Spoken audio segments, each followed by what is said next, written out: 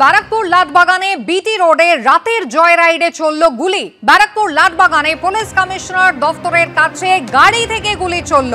Shootout কাণ্ডে আটক করা হয়েছে আইনের ছাত্র সহ মোট 3 জনকে। উদ্ধার করা হয়েছে একটি আগ্নেয়াস্ত্র, 2 রাউন্ড গুলি। পুলিশ সূত্রে জানা গিয়েছে গুলি চালিয়েছে আইনের পড়ুয়া মোহাম্মদ আরমান আনসারি এবং তার 2 সঙ্গী মোহাম্মদ শাহবাজ আনসারি এবং বিশ্বজিৎ তিওয়ারি। 3 জনই খড়দার বাসিন্দা বলে জানা যাচ্ছে, কিন্তু কি কারণে গুলি চালানো হচ্ছে তা খতিয়ে দেখা হলো। ব্যারাকপুর লাটবাগান, যেখানে বিটি রোডে রাতের জয়রাইডে গুলি চলার ঘটনা ঘটেছে। ব্যারাকপুর লাটবাগানে পুলিশ কমিশনার দফতরের কাছে গাড়ি থেকে গুলি চলেছে। সমীরণ পাল আমাদের প্রতিনিধি রয়েছেন আমাদের সঙ্গে। সমীরণ, কি ঘটনা ঘটেছে?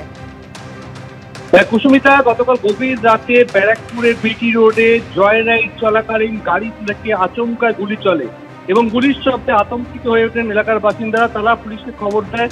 এরপর ওই 3 যুবক মত্ত অবস্থায় গাড়ি নিয়ে বিটি রোড ধরে টিটাগড়ের দিকে গেলে টিটাগড় থানার পুলিশ তাদের বিটি রোড থেকেই আটক করে। মোহাম্মদ আরমান আনসারি আইনের ছাত্র, সেই গুলি চালিয়েছে বলে প্রাথমিকভাবে জানা গেছে এবং তাদের কাছ থেকে একটি আগ্নেয়াস্ত্র এবং 2 রাউন্ড কার্তুজ উদ্ধার হয়েছে এবং আরমান আনসারি সহ 3 জনকে গ্রেপ্তার করা আটক করা হয়েছে এবং তাদেরকে জিজ্ঞাসাবাদ করা হচ্ছে। প্রাথমিকভাবে যেটা জানা যাচ্ছে, তাদের বাড়ি খড়দা থানা এলাকায়।